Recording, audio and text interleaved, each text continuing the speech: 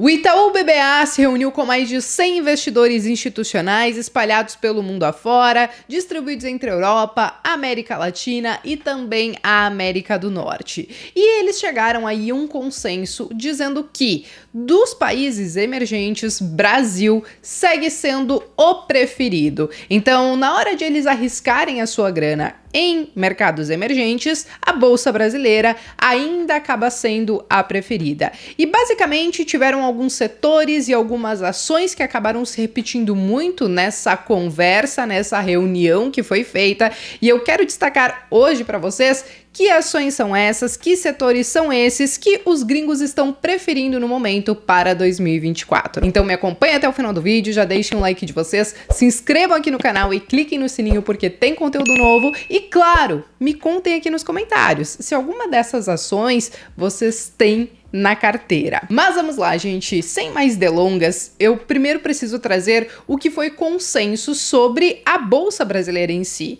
e o porquê que os gringos estão realmente preferindo o Brasil como país emergente. Isso falando de bolsa, falando de investimento, tá? Então, o que eles enxergam para 2024 é que a nossa bolsa de valores, ela tenha a capacidade de trazer um ROI, ou seja, um retorno de mais de 18%. E isso por quê? Porque eles acreditam que as empresas que estão listadas na nossa bolsa de valores, elas entrarão em um ciclo de alta para os seus lucros, podendo trazer um incremento do lucro por ação, que é o lucro dividido pelo número de ações que está disponível no mercado, mas que, óbvio, a variável principal ainda acaba sendo lucro. Então, eles acreditam que terá um incremento de mais de 13% nesse lucro por ação. E, consequentemente, isso acontecendo, e como muitos sabem, Bolsa de Valores acaba sendo lucro das empresas. Isso quando a gente fala principalmente num prazo um pouco maior, que não seja o curto e o curtíssimo prazo. Só que dentro de tudo isso, existem alguns setores, então, que eles estão de olho. E o primeiro, que talvez tenha sido o mais comentado, acaba sendo inclusive um setor que pode ser um tanto quanto cíclico, que é o setor de consumo. Só que o consumo não é só aquele varejo tipo Magazine Luiza e Casas Bahia. Na verdade, o consumo deles é um pouco mais abrangente e a principal justificativa é justamente por conta do corte nas taxas de juros. Sim, cortando as taxas de juros, o preço do dinheiro vai ficar um pouco menos caro e isso pode voltar a incentivar o consumo e ajudar essas empresas. Agora, que empresas são essas? Bom, como vocês podem ver aí na tela, as principais comentadas por eles foram Mercado Livre, que apesar de ter apenas o BDR, né, listado aqui na nossa Bolsa de Valores, não é uma empresa brasileira. Nós temos Lojas Renner, Vivara e também Localiza. Cabe ressaltar que no final do ano passado para cá, essas empresas até se recuperaram um tanto quanto bem, mas se nós olharmos em uma janela um pouco maior de 2021, 2022 e até metade de 2023, essas eram empresas que o mercado ele realmente estava batendo sem dó. Quando a gente fala no varejo como um geral, tem empresas que caíram 50%, 60%, 70% e óbvio, porque o cenário realmente ainda não está favorecendo tanto o setor. Mas eles acreditam que isso pode se desenhar de forma diferente daqui para frente. Ponto importante, né? Nós temos Lojas Renner, temos Vivara, que a gente entende aí que é um varejo não como uma Casas Bahia ou Magazine Luiza, mas algo um pouco mais específico. Nós estamos falando de vestuário. Quando a gente fala de Vivara, nós estamos falando de um público AB, onde talvez sinta um pouco menos a crise quando isso pode acabar acontecendo, mas nós temos também a própria Localiza. E por que Localiza, né, gente? Porque muitos falam assim, como é que a taxa de juros pode acabar favorecendo uma empresa que faz locação de carro? Bom, basicamente, quando a gente fala dessas locadoras, o negócio delas não é apenas locação de carro. Na verdade, existe um grande ponto importante para essas empresas, que é a venda, inclusive, de carros, né? Então, como eles precisam trocar essa frota de tempos em tempos, eles fazem a venda de muitos carros, inclusive seminovos. E aí, uma taxa de juros um pouco menor ajuda no consumo, ajuda as taxas de financiamento serem um pouco mais baixas e isso pode acabar favorecendo a empresa. Mas beleza, entendemos que o consumo é um dos setores que eles estão né, de olho para 2024. Precisamos falar também de commodities, tá? Então, algumas commodities no ano passado até caíram bem. próprio minério de ferro, próprio petróleo, tiveram uma boa recuada depois de nós vermos aí uma bela de uma alta de 2020 até 2022.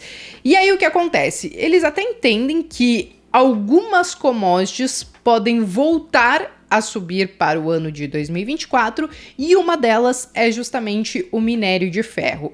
E essa questão do minério de ferro ainda está ligada às questões da China. Porque, apesar de muitos terem a expectativa de que a China pode crescer um pouco menos do que eles estavam esperando, a China, óbvio, com esse receio, ela deixou muito claro que vai seguir investindo a todo vapor nesse primeiro semestre de 2024 em infraestrutura, em construção civil. E aí, como os estoques de aço da China, eles têm diminuído aos poucos, isso pode acabar impulsionando o preço, inclusive, de algumas commodities e também do minério de ferro, e talvez essa demanda agora de curto prazo da China pode acabar favorecendo o negócio de Vale. Claro, muitos dizem que não será algo, nossa, estratosférico, como foi aquela puxada de Vale quando ela chegou a passar de 100, 110 reais. Mas, em comparação ao que foi ano passado, o cenário deve ser um pouco mais favorável. E aí, quando eles falam sobre essa questão de investir em commodities, basicamente, eles repetiram também algo muito importante para a questão de consumo, que é o seguinte: como eles estão falando de negócios que eles são cíclicos e que eles dependem de algumas variáveis que não são controláveis, eles estão priorizando empresas de qualidade. Eles estão fugindo daquilo que eu apelidei aqui no canal de cacaiada, aquelas coisas que envolvem muito risco. E a gente vê isso por esses nomes que eles trouxeram. Aqui nós temos empresas que, apesar de terem sofrido um pouco nesses últimos anos, não têm graves problemas na questão de gestão, questão de endividamento, questão financeira. Então eles estão priorizando empresas de qualidade. Mas beleza, e aí vamos para o terceiro setor que eles estão de olho e que na verdade eu acho que eles nunca deixam de ficar de olho aqui no Brasil, porque realmente